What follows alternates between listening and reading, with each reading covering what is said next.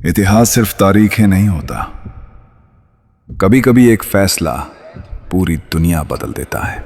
सोचिए एक ऐसा देश जहां राजा का आदेश ही कानून हो, जहां आम इंसान सिर्फ टैक्स देने और चुप रहने के लिए पैदा हुआ हो। लेकिन एक दिन वही लोग खड़े होते हैं और इतिहास से कह देते हैं, अब सत्ता राजा की नहीं, जनता की होगी।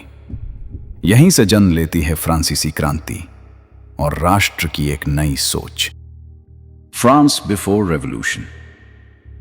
18वीं सदी का फ्रांस, एक ऐसा देश जो बाहर से अमीर और अंदर से बेहद कमजोर था।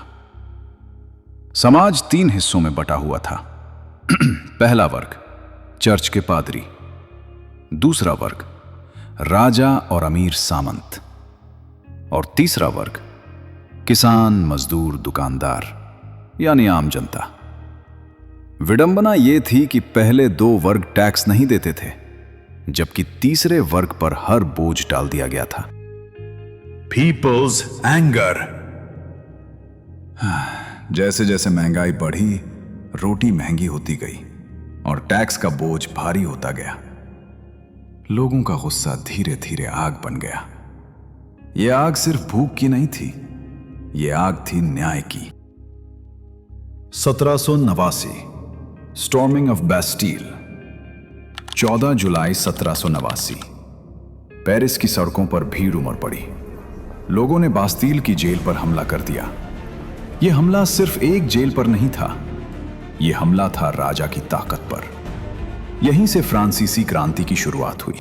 End of Kings power. क्रांति के बाद राजा की शक्ति छीन ली गई, राजा को सजा दी गई।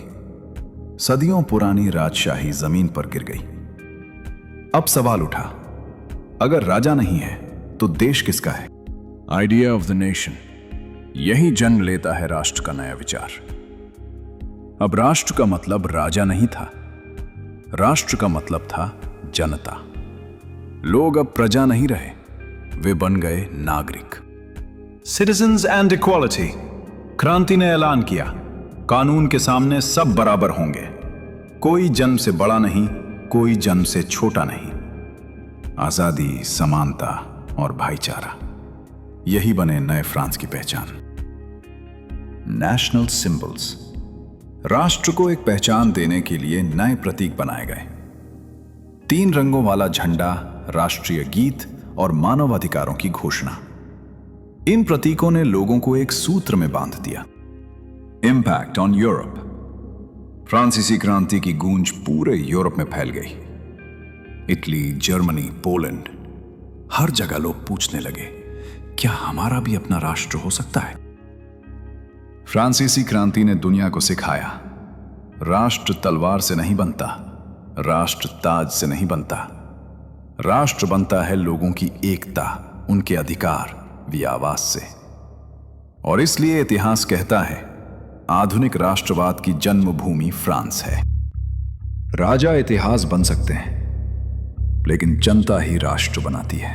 यदि आप इतिहास को केवल पढ़ना नहीं बल्कि उसे महसूस करना चाहते हैं, तो इतिहास डॉक्यूमेंट्री चैनल को जरूर सब्सक्राइब करें।